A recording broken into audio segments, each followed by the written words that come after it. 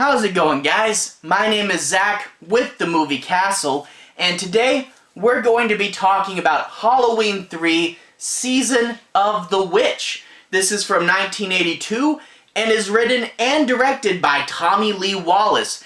This movie stars Tom Atkins. Tom Atkins, Maniac Cop, Night of the Creeps.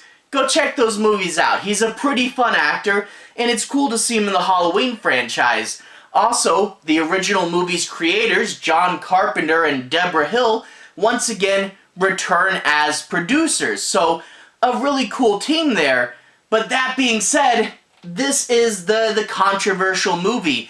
This is the Halloween movie where Michael Myers isn't the killer.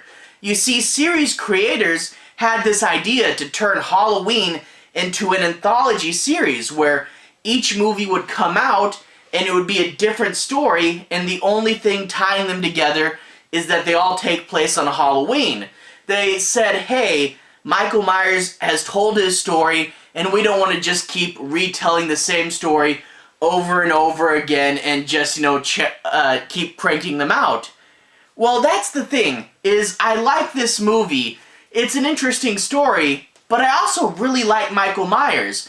And these other potential anthology films, they probably would have been good. They probably would have been interesting, and we probably would have got some new and unique stories out of them.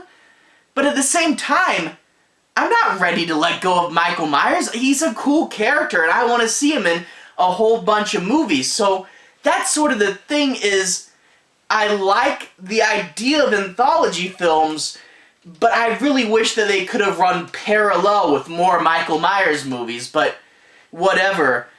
This movie initially came out and lots of people really hated it, and one thing that would never happen today in the age of the internet, a lot of people went to this movie and didn't know that Michael Myers wasn't going to be in it. They didn't do a good enough job advertising that this was an anthology, it was its own thing.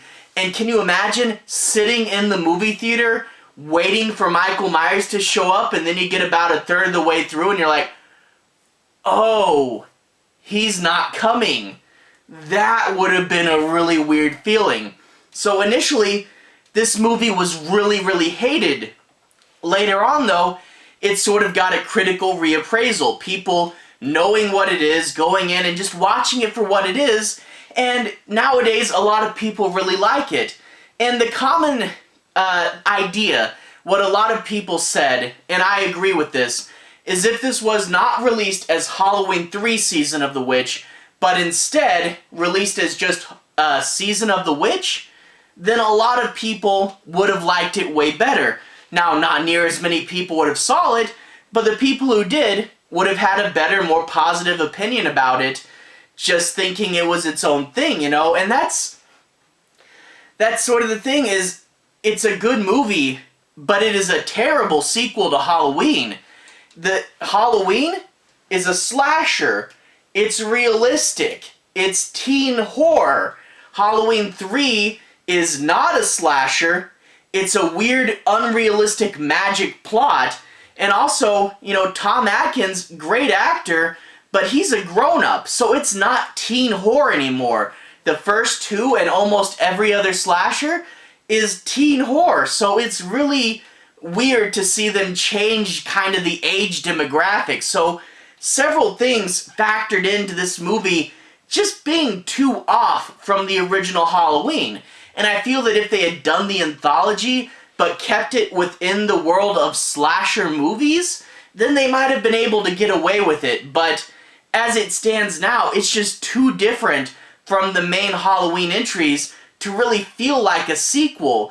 And maybe the anthology could have given us something cool, but this was just too different. People didn't know it was going to be different. And yeah, it's good for what it is, but it is so far off from the rest of the series. But overall, I do like it when viewing it as its own thing. But yeah, it is such a big step in a completely different direction. It's hard not to get a little whiplash. But just go in knowing that this is an experimental movie, think of it as its own thing, and you can have a lot of fun with it. let's go ahead and talk a bit about this plot. We open up with a really cool idea. A man running for his life from these big stiff guys in suits, and he's clenching a Halloween mask in his hand. So he's got this pumpkin mask, he's running, and he gets away. He almost gets killed a few times. He gets away to this guy in a gas station who takes him to the hospital. Now, while this is going on, you see a TV, and the TV drops two really big, important pieces of information. One, a big rock from Stonehenge has been stolen. So we're not even 10 minutes into the movie, and they're telling us that a rock from Stonehenge has been stolen. That's pretty wacky stuff to drop on us before we even get past the opening scene. So that's something. And then after that, we get the first of many appearances of the Silver Shamrock ads. You see, the mask that guy had in his hand, it's one of 3 special Silver Shamrock masks. And these masks, they're advertising for them all the time. They're all the rage. And the kids are supposed to sit down in front of their TV, 9 o'clock on Halloween night, put on their mask, and watch the big giveaway. So we know that it's all leading to 9 o'clock on Halloween night. Now, these ads are shown a lot through the movie, and they can kind of wear on you. There's this song, 3 More Days Till Halloween. It's the tune of London Bridge is Falling Down, and it plays, and it's got this big dun-dun-dun-dun right before it starts to really, you know, kind of hit you over the head. And if you don't like this song, guess what? You're going to be hearing a lot more of it. But anyway, we get those 2 pieces of information on the TV. The guy goes to the hospital, and that's where we meet Tom Atkins. He's a doctor. He's known for being a little bit of an alcoholic. He has an ex-wife and 2 kids. So he's sort of this older guy, and his life isn't going terribly well. Well, they put the guy in a hospital bed. Then late at night, one of those men in suits walks into the hospital and crushes the guy's face in his bare hands. It's a pretty good kill. That's actually one thing. This isn't a slasher movie, but it's still got some pretty dark and good and gory kills. And the men in the suits, one of them actually is played by Dick Warlock, who played Michael Myers in Halloween 2. So you see, that's sort of this weird thing where they try to take some elements from the first 2 Halloween movies, but they do them weird, you know. Instead of Michael Myers being the main villain, you get a lot of big, strong guys who are kind of like Michael Myers, but different, and they wear suits, and Michael Myers wore a Halloween mask, and here they're Halloween masks, but they're different, you know, and it's sort of this weird thing where they're picking random elements from the first 2 and kind of repurposing them. But anyway, this guy crushes a guy's face. Tom Atkins chases after him and finds the guy in the parking lot in his car, pouring himself with gasoline and then blowing up. Which, by the way, remember in my review for Halloween 2 how I pointed out that for whatever reason the Halloween sequels love car explosions? Well, that's Halloween 3's car explosion right there, so cross another movie off the list as far as like the, you know, Where's Waldo car explosion Easter egg hunt thing. But yeah, keep an eye out for them. But anyway, he dies, so this guy's dead, the assailant's dead, not really too much to do, but the next day, the guy's daughter shows up. So the guy who got his face crushed, his daughter shows up and starts to try to investigate to see why her father was found running the streets like a maniac and why he got mysteriously murdered. And she pulls in Tom Atkins because Tom Atkins was one of the last people to see him before he died, and he goes, yeah, your father was rambling, saying things like, they'll kill us all, and he had a Halloween mask in his hands. Well, the daughter says, yeah, I looked through all his stuff. He runs a store, and he was going to where they make the Halloween mask to pick up more right before he died. So the daughter gets Tom Atkins to tag along to investigate this mystery. And that's one of the things that a lot of people have talked about. The daughter really should be the main character, but she's getting Tom Atkins to come with her. Why is Tom Atkins going on this mission? It's kind of weird. Like, I even saw an interview with Tom Atkins where he goes, yeah, I read the script and I was like, what's my character doing? He's leaving his wife and kids to go run off with this young woman, and you could say maybe it's just curiosity, but it seems like the only reason Tom Atkins is in this movie is because his character is romantically interested in this woman who is way too young for him. And that's another thing people talk about. Tom Atkins and the actress that plays the daughter, Tom Atkins is about twice as old as her, and it really seems a little weird. Now, that being said, the actress and presumably the character was 24 at the time, so legal, but still odd, you know? And people are like, that's a really weird thing to put in the movie, but at the end of the day, whatever. So Tom Atkins and the daughter are going to the place where they make the mask, and the whole town, it's like one guy, a big businessman, moves in and takes over the place, and it really is kind of dystopian. You get a lady on the intercom, it's curfew, everybody go to bed. The lady also, according to rumor on the intercom, was Jamie Lee Curtis. It's uncredited and unconfirmed, but hey, Jamie Lee Curtis is a cameo. That's always really cool. But yeah, the whole town kind of seems like a big cult, you know? You don't really know what's going on. You don't know what's up with these people, and they all look at outsiders with a bit of suspicion.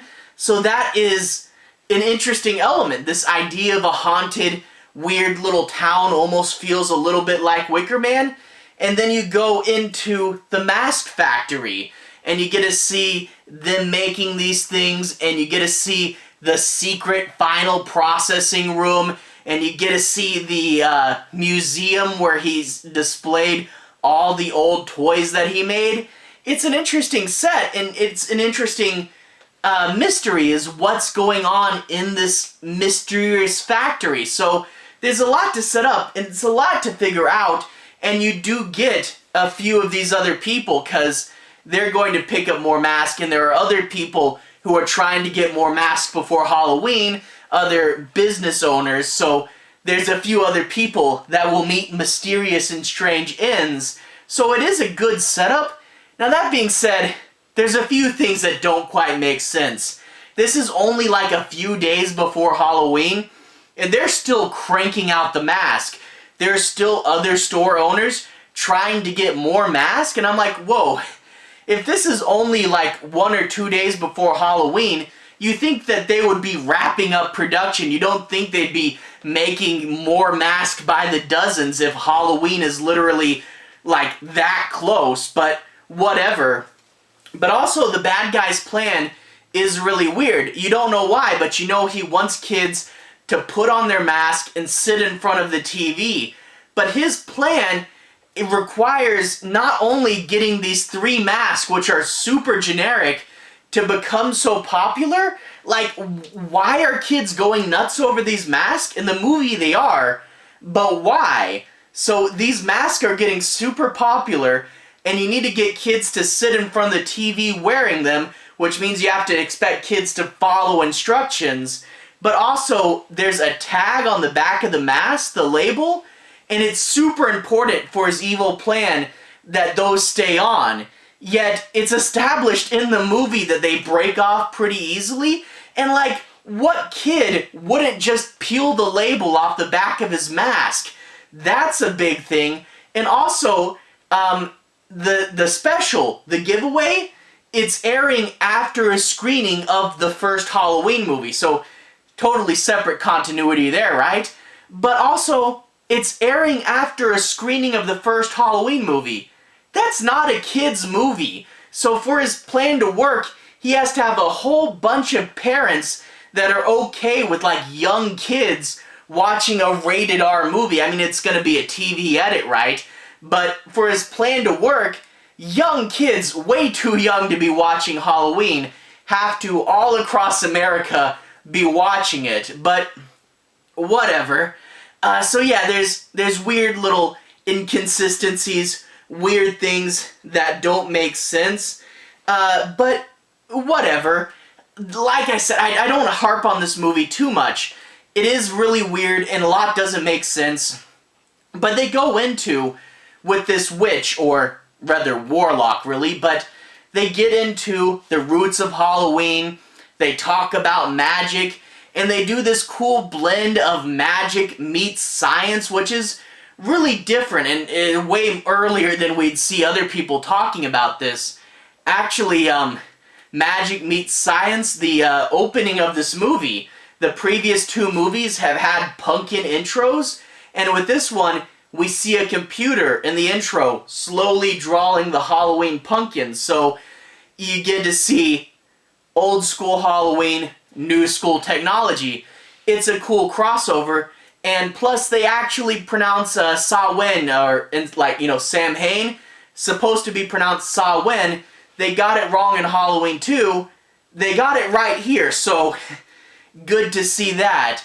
Yeah, it's an interesting and weird and different movie, and it's very wacky, very over the top.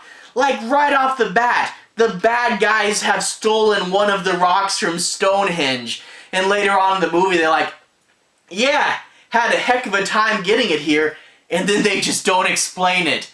And like later on in the movie, no spoilers, but several goofy moments as they're trying to sneak out of this factory, and a pretty good and wacky twist towards the end. So it's good, but I like this movie in the place where I like other weird, cheesy cult films, other over-the-top 80s things. And why I do like it, I like it in a very different way than I like the Halloween movies. And if they had kept it to still being at least a slasher, the anthology format might have kept on. But as it is, it's just so wacky and crazy and different that it's good as a standalone piece, but not when you think about it in relation to the first two Halloween movies. And that's why after this movie, Halloween 4 through 6 all had the word Michael Myers in the subtitle, because they were really eager to apologize. They're like, we're not doing it again. Halloween 4, the return of Michael Myers, you know? So they were eager to fix this, but yeah, if this was only Season of the Witch and not Halloween 3 Season of the Witch, it's good, but it is very different, you know? Which isn't a bad thing, but it just doesn't fit where they wanted it to fit, you know? So as a good Halloween-themed, wacky, over-the-top 80s movie, it's fun. It just doesn't feel like a Halloween, the franchise movie. But I did have fun with it. Just make sure you're in the right headspace, you know? Anyway, to everyone who's watched so far, thank you for watching. To everyone who's liked and subscribed, thank you. You're really helping the channel out. I'll get to more Halloween movies coming up pretty soon. Definitely going to be doing 4 through 6 over the coming weeks. Anyway, I'll put a relevant playlist on the bottom. This should be my Halloween movies. If you guys want to see more, you can click there and see more. Anyway, have a good day.